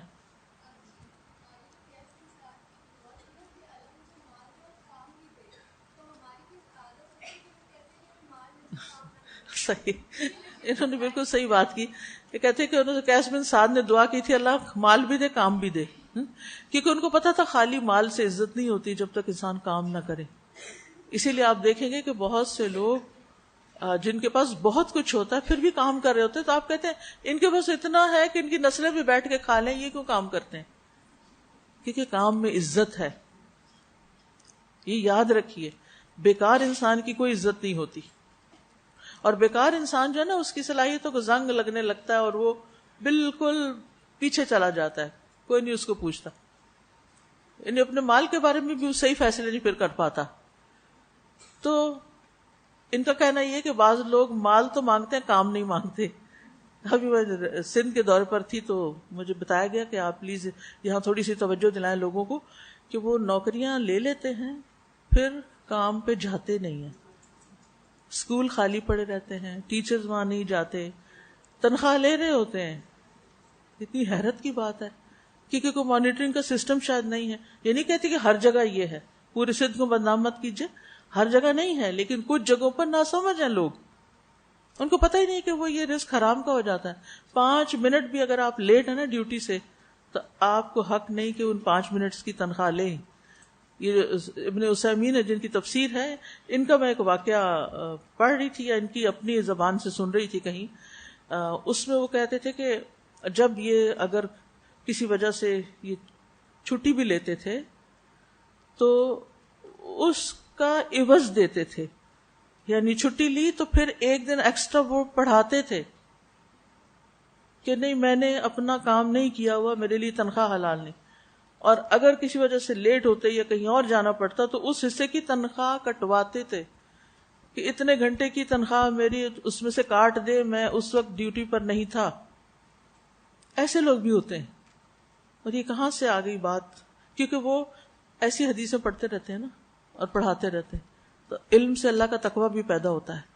لیکن بہت سارے لوگ ایسے بھی ہوتے ہیں کہ جو ان باتوں کا لحاظ نہیں رکھتے. جی صفیہ آپ کچھ ہاتھ کھڑا کر لیجیے، مائک دیجیے ان کو، ادھر ہے مائک، آگے آ کے دے دیجیے، ہاتھ کھڑا کیجیے. جی استاذہ، میں قیس بن عبادہ کے حوالے سے ہی بات کر رہی تھی کہ جب وہ رسول اللہ صلی اللہ علیہ وسلم کی خدمت کے لیے تشریف لائے تو آپ صلی اللہ علیہ وسلم نے اس اپرچونٹی کو بھی ان کی تربیت کے لیے یا ایک طرح سے ان کی زندگی میں ایک ویلیو ایڈ کی. اوور آل اگر دیکھا جائے تو یہ ہماری قوم کا ایک بہت بڑا مسئلہ ہو گیا ہے کہ ہم ٹریش ٹاکنگ کرتے ہیں، یعنی جو کانٹینٹ آف ٹاکنگ ہے ہمارا، وہ اگر آپ نوٹ کریں تو ادھر ادھر کی باتیں، اس کی باتیں، اس کی باتیں، کپڑوں چیزوں کی باتیں، لوگوں کی باتیں، اور آپ کو ہارڈلی کوئی ملتا ہے کہ جس سے آپ کوئی انٹلیکچوئل یا کوئی حکمت کی یا کوئی ایسی بات کر سکیں کہ جس سے آپ کچھ سیکھیں یا آپ اس کو کچھ سکھا سکیں. اور اس کا تعلق جو ہے خاص طور پر فقہ القلوب پڑھ کر یہ احساس ہوا ہے کہ اس کا تعلق کانٹینٹ آف تھنکنگ سے ہے، کہ جو بھی کانٹینٹ ہے ہماری سوچ کا، جو کچھ ہم سوچ رہے ہیں، جو ہم دیکھ رہے ہیں، جو ہم ان پٹ لے رہے ہیں اپنے کانوں سے، وہی ہمارے اندر کی جو کانٹینٹ ہے، انٹرنل چیٹنگ ہے، وہ وہی ہے. تو جب ہم بات بھی کرتے ہیں تو اسی قسم کی کرتے ہیں. تو اوور آل اگر دیکھا جائے تو یہ ایک بڑا لمحہ فکریہ ہے، اور اس بات پر افسوس بھی ہوتا ہے اپنی قوم کا کہ ہمارے مائنڈز اتنے ڈسٹریکٹ ہو گئے ہیں، یا ہم نے اپنے ذہنوں کو اس طرح تربیت ہی نہیں دی. اور اس میں حال جو ہے وہ دینی اور دنیا والوں میں کوئی فرق زیادہ آپ کو نہیں نظر آتا. افسوس ہی ہوتا ہے. بالکل. اور اس کا نتیجہ یہ ہوا ہے کہ ہم عجیب سی قوم ہو گئے نا، یعنی ہمارے اندر کوئی علمی بات، حکمت کی بات، دانائی کی بات اگر کوئی کرنے بھی لگے تو بیچارہ آکورڈ ہو جاتا ہے یا آڈ ون آؤٹ ہو جاتا ہے. بالکل. ایک تو یہ بات. اور اس بات میں تھوڑا سا میں ایڈ کروں گی کہ بعض اوقات انسان کوشش بھی کرتا ہے نا دوسرے سے بات کرنے کی، وہ ہوں ہاں میں بات ختم کر دیتے ہیں، یعنی ہم ہکا بکا رہ جاتے ہیں کہ کیا اس بات کا کوئی جواب نہیں ہے، یا سمجھ نہیں آئی بات، یا یہ ورتھ نہیں ہے کرنے کے. تو اس سے بڑی فرسٹریشن بھی ہوتی ہے پھر. اور استاذہ تھنکنگ کے حوالے سے سائنٹسٹ بہت بات کر رہے ہیں آج کل، کیونکہ جب سے یہ ڈیوائسز نے اور گیجٹس نے انسانی مائنڈ کو ایک طریقے سے پیچھے کیا ہے، تو اب وہ سوچنے لگے ہیں کہ کہیں ایسا نہ ہو کہ ہیومن مائنڈ پیچھے چلا جائے اور مشینیں ان کو ایک طرح سے اوور پاور کر لیں.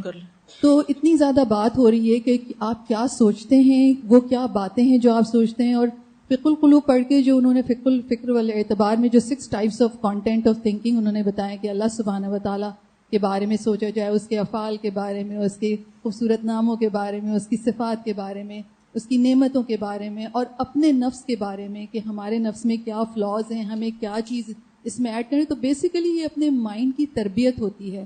ہم میں سے کسی نے اوور آل اگر قوم دیکھی جائے تو ہم نے اپنے ذہنوں کی تربیت ہی نہیں کی. نتیجہ یہ ہوا کہ وہاں بھی ٹریش ہے اور جو ہماری زبانوں سے نکل رہا ہے وہ بھی ٹریش ہی ہے. سیکنڈلی جو قیس بن سعد کی جو دعا ہے اس سے مجھے اندازہ یہ ہو رہا ہے کہ صحابہ کرام کا تھاٹ پروسیس مال کے حوالے سے بالکل مختلف تھا. ہمارا ایک جنرل سا کہ کوئی بھی سیمپل کہیں سے بھی آپ اٹھا کے دیکھ لیں تو جہاں مال ہوگا وہاں کام بیکاری کا کانسیپٹ ہے. لیکن ہمیں یہ چیز سمجھنے کو مل رہی ہے کہ ایمان انسان کو انیبل کر دیتا ہے کہ اس کو وہ اپنے ملنے والے ریسورسز کے استعمال کے حوالے سے بہت پرٹیکولر ہو جاتا ہے.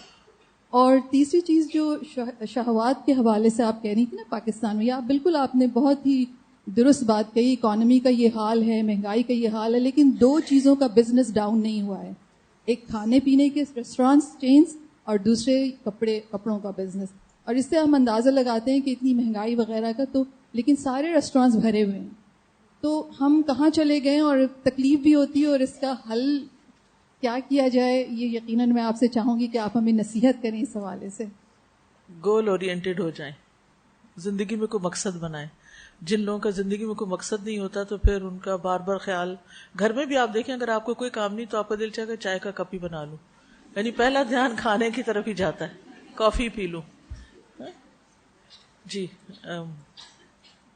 فرح آپ بات کر لیجئے، مائک دے دیجئے ان کو. ہیومنز آف الہدا کے نام سے الحمدللہ ایک فیس بک پیج ہے اور ایک انسٹاگرام پیج ہے. ہم میں سے جو بھی الحمدللہ ہماری لائفز ٹچ ہوئی ہیں الہدا سے اور استاذہ کی دی ہوئی تعلیم سے، ہم سب کی اپنی ایک کہانی ہے. ہم سب چیزوں کو ڈفرینٹلی پرسیو کرتے ہیں.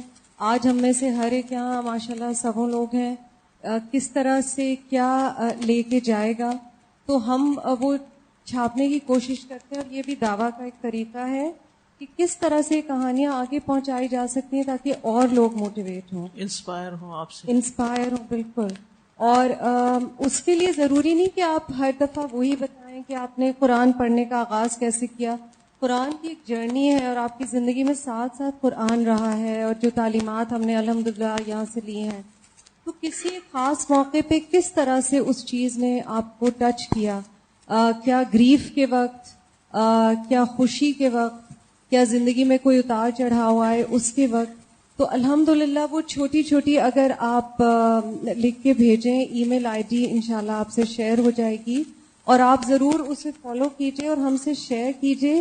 یہ دعویٰ کا ایک بہت خوبصورت طریقہ ہے. آپ کسی بھی زبان میں بھیج سکتے ہیں، ہم انشاءاللہ ٹرانسلیٹ کریں گے. بس اتنی سی بات ہے کہ کوشش کیجئے کہ 350 ورڈز اگر انگلش ہو تو ہو، کیونکہ انسٹاگرام کا تھوڑا سا ورڈ کاؤنٹ کا مسئلہ ہوتا ہے. لیکن اگر کوئی لمبی اور بہت انسپائرنگ کہانی ہوگی تو وہ بھی ہوگی. لیکن دل کھول کے اپنی بات شیئر کریں. اگر کسی وجہ سے آپ اپنا نام نہ دینا چاہیں تو وہ بھی الاؤڈ ہے. سینئر سارے ساتھی ماشاءاللہ پہلے بیچ کے سب موجود ہیں. کسر نفسی اور عاجزی بہت اچھی چیز ہے، لیکن اس کی وجہ سے کئی دفعہ ہم موٹیویٹ بھی نہیں دوسروں کو کرتے، جسے بلیم وردی ماڈسٹی کہا جاتا ہے. So please share your stories so that other people can get inspired by it and learn from it. جزاکم اللہ خیرن کثیر. جزاک اللہ خیر. جی آپ کچھ کر. وعلیکم السلام. اس بارے میں ایک واقعہ شیئر کرنا چاہوں گی کہ آپ صلی اللہ علیہ وسلم کے پاس ایک فادر اپنے بیٹے کو لے کر آئے تھے اور انہوں نے کمپلین کی کہ میرا بیٹا بہت زیادہ میٹھا کھاتا ہے. تو آپ صلی اللہ علیہ وسلم نے ان کو بولا کہ آپ 3 دن بعد آنا. 3 دن بعد پھر وہ کمپلین لے کر آئے تو آپ صلی اللہ علیہ وسلم کو نصیحت کی کہ میٹھا نہیں کھانا چاہیے. تو ان کے فادر نے بولا کہ پوچھا کہ آپ صلی اللہ علیہ وسلم نے 3 دن بعد آنے کو کیوں بولا. تو انہوں نے بولا کہ 3 دن پہلے مجھے بھی عادت تھی میٹھا کھانے کی، تو سب سے پہلے میں نے اپنی اس عادت کو ختم کیا، پھر نصیحت کی. تو یہ اس سے ہمیں سیکھنے کو ملتا ہے کہ اب جب ہم علم حاصل کرتے ہیں تو سب سے پہلے ہمارا کام ہوتا ہے کہ اس اوپر امپلیمنٹ کرنا، پھر آگے پہنچانا. تو یہ چیز میرے بھی تھوڑا سا اس میں کانسیپٹ خراب تھا، مطلب تھوڑا سا مجھے نہیں پتا. جیسے کل امام بخاری کا پڑھا نا ہم نے کہ انہوں نے تیر اندازی سیکھی کس لیے؟ جو انہوں نے لکھا اس کے اوپر عمل کیا، حالانکہ ان کو ضرورت نہیں تھی تیر اندازی کی، بلکہ اس نے مشکل میں ہی ڈالا ان کو. جی بس ایک اور شخص کو بولتے جس کے پاس مائک ہے، ان کو دے دیجیے یہ سامنے. السلام علیکم ورحمۃ اللہ وبرکاتہ. استاذہ آج ہم نے پڑھا غسان کے بارے میں، کبھی نہیں پتا تھا کہ اس کی 3 کیٹیگریز ہوتی ہیں. اب جب جہاں بھی دیکھیں گے اپنے آپ کو بھی جج کرنا ہو تو اس پہ جج کر سکتے ہیں کہ میں کس لیول پہ ہوں. لیکن پاکستان میں زیادہ تر یہی نظر آتا ہے. یہ روڈز پہ آپ دیکھ لیں یا کسی سے آپ بات بھی کر رہے ہو تو آپ کی ٹون اتنی ہائی ہوتی ہے کہ لگتا ہے کہ آپ مطلب بات کر رہے ہیں کہ لڑ رہے ہیں. تو یہ چیز بہت زیادہ، اور یہ علم سے ہی آتا ہے. اور آپ نے صحیح کہا کہ جب تک علم نہ ہو کسی بات کا تو آپ کو وہ چیز نہیں سمجھ آتی، انالائز نہیں کر سکتے. بالکل علم سیکھتے رہنا چاہیے. حدثنا محمد بن مقاتل اخبرنا عبد الله اخبرنا اسماعیل بن ابی خالد عن قیس بن ابی حازم عن ابی مسعود الانصاری قال. ابو مسعود انصاری کہتے ہیں جاء رجل الى رسول اللہ صلی اللہ علیہ وسلم فقال، ایک آدمی رسول اللہ صلی اللہ علیہ وسلم کے پاس آیا اور کہا، یا رسول اللہ انی واللہ لا اتأخر عن صلاة الغداة من اجل فلان مما یطیل بنا فیہا، کہ میں صبح کی نماز میں فلاں کی وجہ سے شرکت نہیں کرتا کیونکہ وہ ہمیں لمبی نماز پڑھاتا ہے. یعنی ایک شخص نبی صلی اللہ علیہ وسلم کے پاس کمپلینٹ لے کر آیا کسی کی. قال فما رأيت النبي صلی اللہ علیہ وسلم قط اشد غضبا فی موعظة منه یومئذ. ابو مسعود کہتے ہیں کہ میں نے نبی صلی اللہ علیہ وسلم کو کسی واعظ میں اس دن سے زیادہ غصے کی حالت میں نہیں دیکھا تھا. جب آپ کے پاس یہ شکایت پہنچی. ثم قال یا ایھا الناس، پھر کہ آپ نے فرمایا اے لوگو، ان منکم منفرین، تم میں سے کچھ لوگ دوسروں کو نفرت دلاتے ہیں. ما صلی بالناس فلیوجز، تم میں سے جو بھی کسی یعنی لوگوں کو نماز پڑھائے اسے چاہیے کہ اختصار کرے. یوجز ایجاز سے ہے، وجیز. فإن فیہم الکبیر والضعیف وذا الحاجہ، کیونکہ جماعت میں بوڑھے، کمزور اور ضرورت مند بھی ہوتے، یعنی ان کے کئی کام کاج ہوتے ہیں. تو اس میں آپ دیکھیے کہ یہ حدیث یہاں اس لیے لائی گئی کہ نبی صلی اللہ علیہ وسلم بہت شدید غصے میں تھے اور اس کے بعد آپ نے نصیحت بھی کی، غصے کی حالت میں نصیحت کی. ٹھیک ہے، لیکن پہلے بھی میں ذکر کر چکی ہوں کہ نبی صلی اللہ علیہ وسلم کا غصہ آپ کو حق بات کرنے سے نہیں روکتا تھا.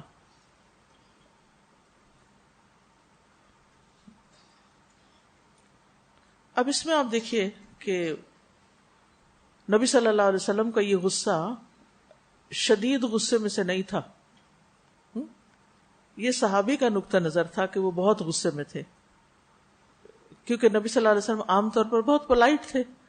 تو جب آپ تھوڑے سی اس میں تبدیلی دیکھی تو ان کو وہ بہت زیادہ بڑی تبدیلی نظر آئی. ہو سکتا ہے کہ نبی صلی اللہ علیہ وسلم کسی اور موقع پر اس سے بھی زیادہ غصے میں ہوں، تو وہ اس کانٹیکسٹ کے لحاظ سے وہ بات ہو رہی یہاں پر. تو اس حدیث سے جو باتیں ہمیں پتہ چلتی ہیں ان میں سے ایک تو یہ کہ واعظ و نصیحت کے وقت اللہ کی خاطر اگر کوئی شخص کبھی سخت بات بھی کرتا ہے تو اس کی اجازت ہے، ایز لانگ ایز وہ حق کے دائرے میں ہو. یعنی جیسے من آتا للہ و منع للہ و احب للہ و ابغض للہ فقد استکمل الایمان.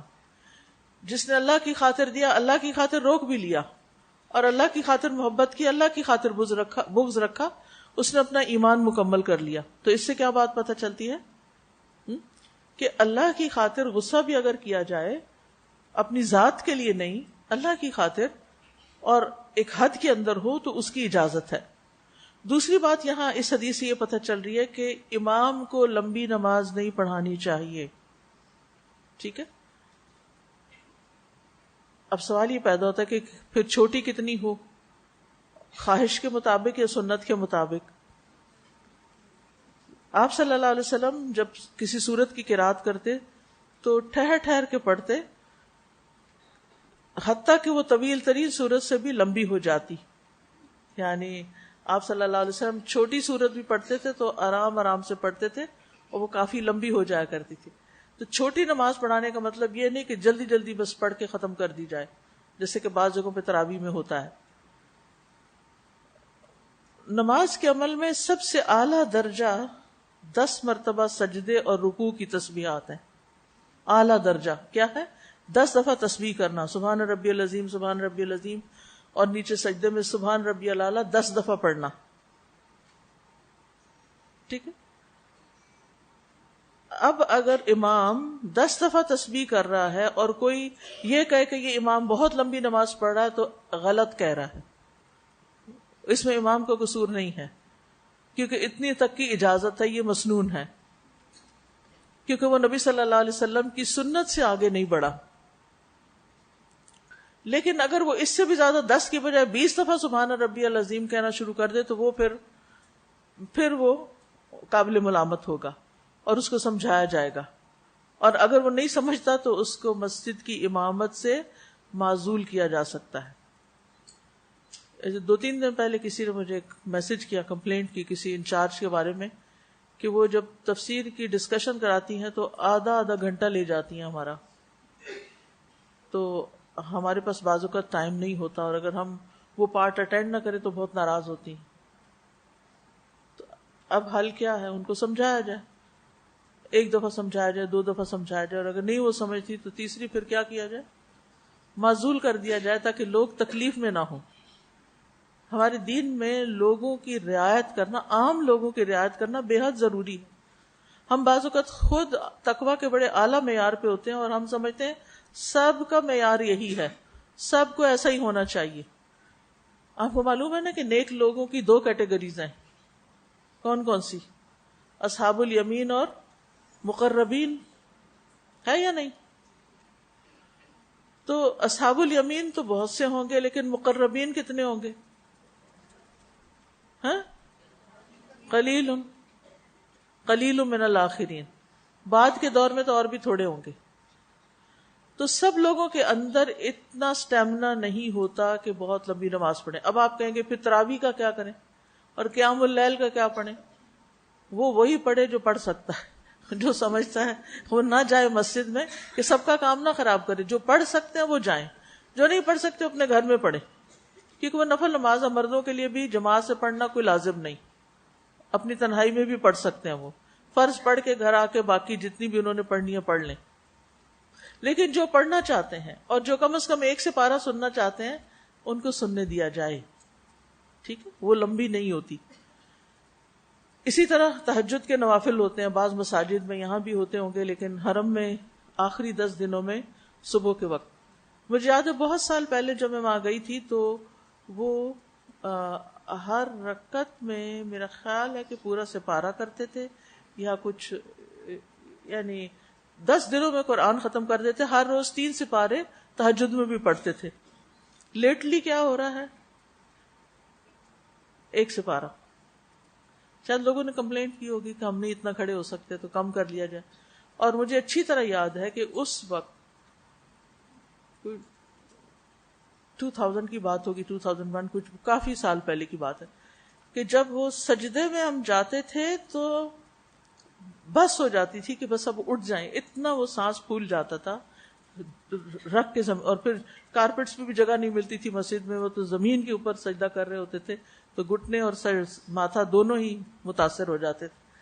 لیکن یہ ہے کہ مزہ بھی بہت آتا تھا، تو کافی طویل ہوتا تھا. اب ظاہر ہے کہ وہ تو طویل پڑھ رہے ہیں، اگر آپ کے اندر ہمت ہے تو آپ طویل والوں میں شامل ہو جائیں، اگر نہیں ہے تو پھر اپنی الگ مختصر پڑھ لیں.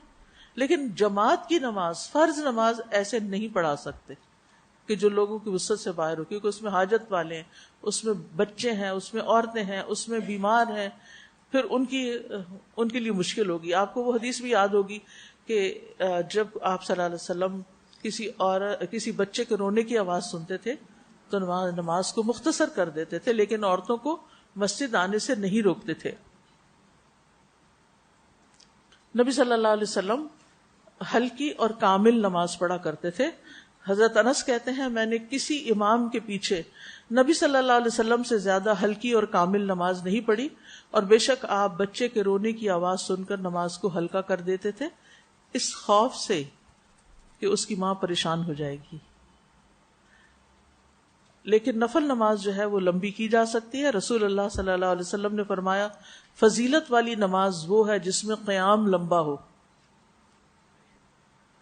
اور خود آپ انڈیویجولی پرسنلی جو اپنی نماز پڑھتے تھے وہ بہت لمبی ہوتی تھی، حتیٰ کہ آپ کے قدم تتفتر یعنی پھٹ جاتے تھے، بہت متورم ہو جاتے تھے. حضرت حذیفہ کہتے ہیں ایک رات میں نے نبی صلی اللہ علیہ وسلم کے ساتھ نماز پڑھی. آپ نے سورۃ البقرہ کا آغاز کیا. میں نے سوچا 100 آیات پڑھ کے آپ رکوع کریں گے، لیکن آپ آگے بڑھ گئے. پوری رکعت میں نے سوچا کہ آپ اسے پوری رکعت میں پڑھیں گے، آپ آگے پڑھتے رہے. میں نے دل میں کہا اسے پڑھ کر رکوع کریں گے، لیکن آپ نے آل عمران شروع کر دی، پھر النساء شروع کر دی. تو آپ ٹھہر ٹھہر کے قرات کرتے تھے. جب ایسی آیت سے گزرتے جہاں تسبیح ہوتی تو سبحان اللہ کہتے، جب سوال کرنے والی آیت ہوتی تو اس میں سوال کرتے، جب پناہ مانگنے والی آیت ہوتی تو آپ اس میں پناہ مانگتے. پھر آپ نے رکوع فرمایا اور سبحان ربی العظیم کہنے لگے تو آپ کا رکوع بھی اتنا ہی لمبا تھا جتنا قیام تھا. پھر سمع اللہ لمن حمدہ کہہ کے آپ بہت دیر کھڑے رہے جتنا آپ نے رکوع کیا تھا. پھر سبحان ربی الاعلیٰ اسی طرح، اور پھر باقی نماز بھی. تو اس سے کیا پتہ چلتا ہے کہ آپ نے یہ جو فرمایا تھا وَإِنَّ مِنْكُمْ مُنَفِّرِينَ، کہ تم میں سے کچھ نفرت دلانے والے، وہ فرض نماز کے بارے میں جو پبلک کی نماز ہوتی ہے. نوافل پرسنل ہوتے ہیں، انڈیویجول تہجد کے، باقی نفل آرام سے خود پڑھتے ہیں. اچھا ہم اس کے بالکل الٹ کرتے ہیں. ہم اگر ہمیں امامت کا موقع مل جائے تو ہم اگلی پچھلی قرات کا کمپٹیشن شروع کر دیتے ہیں، خوب لمبی نمازیں پڑھاتے ہیں. اور اس کے بعد اگر ایسے اماموں کو نفل پڑھتے دیکھیں نماز کے بعد تو جھٹ پٹ پڑھ کے ختم کر دیں گے. وہ چاہیے تو یہ تھا کہ آپ نماز ہلکی پڑھاتے اور اپنے نوافل آپ طویل کرتے، جو اصل مسنون طریقہ ہے. اس حدیث سے یہ بھی پتہ چلتا ہے کہ ہمارے بعض عمل جو نیکی پر مبنی ہوتے ہیں وہ دوسروں کو نفرت دلا دیتے ہیں، دین سے متنفر کر دیتے ہیں. اس لیے ہم سب کو اپنے ایکشنز پر ضرور توجہ رکھنی چاہیے. ہمیں دیکھنا چاہیے کہ ہم کہاں بیٹھے ہوئے کیا کر رہے ہیں. کچھ لوگ انتہائی ناسمجھی کا ثبوت دیتے ہیں. مثلاً آپ کو کسی نے انوائٹ کیا ہے، آپ ایک فارمل گیدرنگ میں ہیں، فارمل گیدرنگ میں ہیں. ایک تو ہوتی ہے نا کہ آپ کے فرینڈز کی گیدرنگ ہے، آپ کا گھر ہے، آپ نے کسی گارڈن میں پارٹی رکھی ہوئی ہے، جو آپ کا دل چاہے کریں. لیکن ایک ماحول ہے، فارمل ہے. کیا وہاں بیٹھ کر اونچی آواز سے ہنسنا اور آپس میں ہی باتیں کرتے رہنا اور ہوسٹ کی طرف توجہ ہی نہ کرنا اور ایسے بیٹھ جانا جیسے یہ ہمارا گھر ہو، کیا یہ جائز ہے؟ کیا یہ عقل سمجھ کی بات ہے یا نہیں؟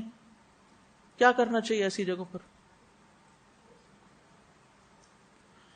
بعض اوقات ایسے ہوتا ہے نا کہ کوئی اسکول میں آپ کو انوائٹ کر لیتے ہیں کہ آئیے لیکچر دیجئے.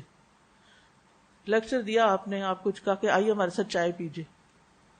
آپ چائے کے لیے بیٹھتے ہیں اور ہوسٹ جو ہے وہ بھی ہے، موجود ہے. ظاہر وہاں کی کوئی پرنسپل ہوگی، کوئی بڑی ہوگی، کوئی ایسی سچویشن پیش آتی ہے نا جب ہم دعویٰ کرنے باہر نکلتے ہیں. اب وہ بیٹھی ہیں، ان کے ساتھ کوئی ایک آدھ شخص بیٹھا ہے اور جو لوگ مزید ساتھ گئے ہیں وہ اپنا گروپ بنا کے یہ سمجھیں کہ شاید یہ ہمارا اپنا ہی گھر ہے اور وہاں ہنسی مذاق شروع کر دیں اور اونچی اونچی آواز میں باتیں شروع کر دیں. آپ کا یہ عمل آپ کے دین کی دعویٰ کے حق میں جائے گا یا خلاف جائے گا؟ خلاف جائے گا. اور اس دوران آپ ایک دفعہ بھی ہوسٹ سے بات نہ کریں، اور یعنی گویا آپ کا تعلق ہی نہیں. وہ تو جو بیٹھا ہے نا کوئی اور، بس وہی نبٹ لے گا، ہمارا کوئی تعلق نہیں اس سے. یہ اس طرح کی جو ناسمجھی کی باتیں ہوتی ہیں یہ لوگوں کو دین سے بگا دیتی ہیں کہ یہ دین پڑھا کے ان کے اندر اتنا ادب، عقل، تمیز، اخلاق نہیں. انہوں نے یہ سیکھا، یہ سکھاتے، یہ کیا سکھاتے ہیں؟ اور ہوں بھی وہ ذمہ دار لوگ تو کیا امپریشن چھوڑ کے آتے ہیں ہم ایسی جگہوں پر. کچھ جگہیں جیسے مسجد ہوتی ہے نا، اس کی اپنی ایک سینکٹیٹی ہوتی ہے، اللہ کا گھر ہے، وہاں بھی آپ اس طرح کی حرکتیں نہیں کر سکتے. کچھ لوگ تراویح پڑھنے جاتے ہیں، 4 تراویحیں 8 پڑھی، پیچھے جھمگٹا بنا کے بیٹھ گئے، بچوں کو لے کے بیٹھ گئے، ہنسی مذاق، کھانا پینا، وہاں ایک میلہ شروع کر دیتے ہیں. یہ اللہ کا گھر ہے. پھر اگر کوئی منع کرے تو کہتے ہیں یہ مسجد والے بڑے سخت لوگ ہوتے ہیں، یہ منع کرتے ہیں تو ہم نے نہیں جانا مسجد. سارا بلیم دوسرے پہ ڈال دیا. یہ نہ دیکھا کہ ہم نے خود کیا کیا. غلطی ہماری تھی جس سے ہمیں روکا گیا کہ ایسا نہیں کرنا. تو اسی طرح کچھ جگہیں فارمل ہوتی ہیں، ان جگہوں کا ایک احترام ہوتا ہے. کچھ آفیسز ہوتے ہیں، کوئی بینک ہوتا ہے، کوئی ڈاکٹر کا کلینک ہوتا ہے، کوئی یعنی وہ کوئی پرائیویٹ جگہ نہیں ہوتی.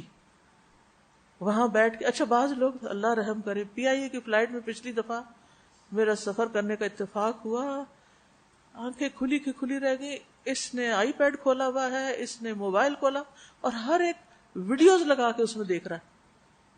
اور ایک نے ایک جیب سے چیز نکالی، وہ پتہ نہیں چلی تو دوسری نکال لی. یہ قوم جنون ہو گیا، قوم کو یہ کیا ہو گیا. اب اسی فلائٹ میں اگر کوئی نان مسلم بیٹھا ہوا ہے، کوئی فارنر بیٹھا ہوا ہے، وہ پاکستانی قوم کا کیا نقشہ لے کے جائے گا، کیا امپریشن لے کے جائے گا. ہم کیسی قوم ہے؟ ہمیں اتنی سینس نہیں کہ ہمارے ساتھ کوئی دوسرا شخص بیٹھ کے آنکھیں بند کر کے آرام کر رہا ہے اور ہم فل سپیڈ پہ اپنے آئی پیڈ پہ کوئی فلم اور ڈرامہ دیکھ رہے ہیں اور اگلا نیوز دیکھ رہا ہے اور ادھر والا کوئی اور بچہ کچھ اور لگا کے دیکھ رہا ہے. یعنی بیک وقت کتنی آوازیں. اور اب کا تو مجھے نہیں پتا، یہ تو 3 سال پہلے کی میں بات کر رہی ہوں. اب کا مجھے نہیں پتا کیا سین ہے، کیونکہ میں تو بائی روڈ آئی ہوں، مجھے نہیں پتا کیا یعنی ہم بھول گئے ہیں کہ قرآن ہمیں کیا کہتا ہے، والجار بالجنب، جو تمہارے ساتھ بیٹھا ہوا نا اس کا بھی حق ہے،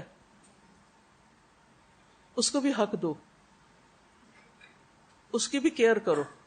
پبلک پلیسز پہ ہم اپنی مرضیاں کرنے نہیں جاتے، وہاں کے رکھ رکھاؤ اور وہاں کی جو پروٹوکول ہوتا ہے اس کا اہتمام کرنا ضروری ہوتا ہے.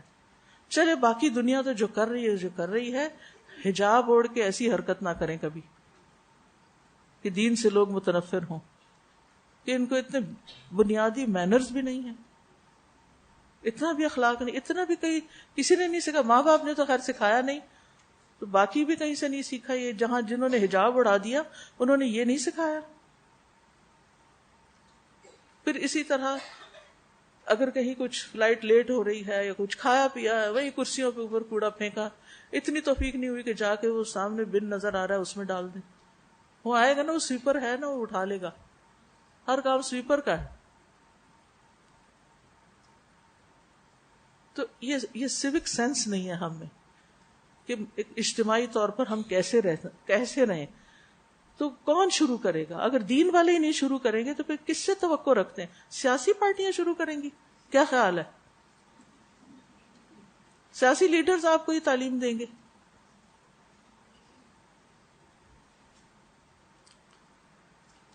پھر اسی طرح یہ ہے کہ اگر کوئی شخص نمازیں اس طرح کی پڑھاتا ہو تو وہاں اگر جماعت سے کوئی نماز پڑھنے سے رک جاتا ہے، کوئی اور مسجد اختیار کر لیتا ہے یا کوئی اور، تو اس کے لیے جائز ہے یہ بات، ٹھیک ہے، وہ اس کو قصوروار نہیں قرار دیا جائے گا. امام یا جو ذمہ دار ہے اس کی پوچھ ہوگی.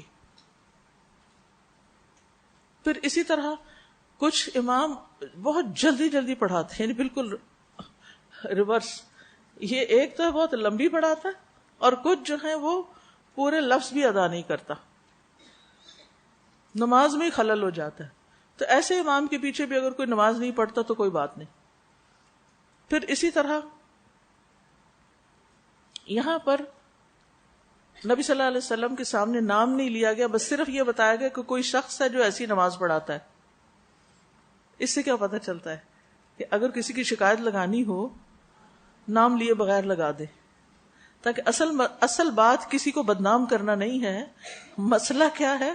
مشکل کا حل نکالنا. ہمیں نام بتانے سے زیادہ دلچسپی ہوتی ہے. مسئلہ بعض اوقات ایسے بتاتے ہیں سمجھ ہی نہیں آتا اگلے کو کہ مسئلہ ہے کیا. پھر اسی طرح یہ ہے کہ اگر آپ کسی کو کوئی جواب دے رہے ہیں، کوئی فتویٰ ہم تو نہیں دیتے، مفتی نہیں ہے، لیکن اگر کوئی آپ سے کوئی مشورہ مانگ رہا ہے یا کوئی مسئلہ پیش کر کے جواب مانگ رہا ہے، تو اس کو جو آپ جواب دے رہے ہیں نا اس کی علت بھی بتائیں، وجہ ہو آئے. کیونکہ یہاں نبی صلی اللہ علیہ وسلم نے فرمایا فَإِنَّ فِيهِمُ الْكَبِيرُ وَالضَّعِيفُ وَذَا الْحَاجَةِ، کہ امام کو لمبی نماز اس لیے نہیں پڑھانی چاہیے کہ اس میں بڑا بھی ہے، کمزور بھی، بوڑھا بھی ہے، کمزور بھی ہے، اور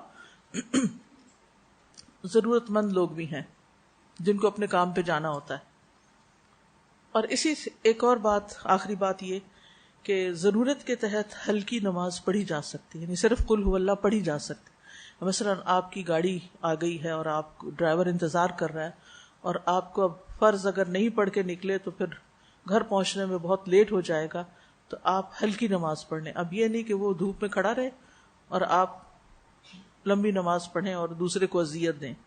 اسی طرح بعض اوقات کوئی انتظار کر رہا ہوتا نا ہمارا، کسی کو ہم سے کوئی کام ہوتا ہے.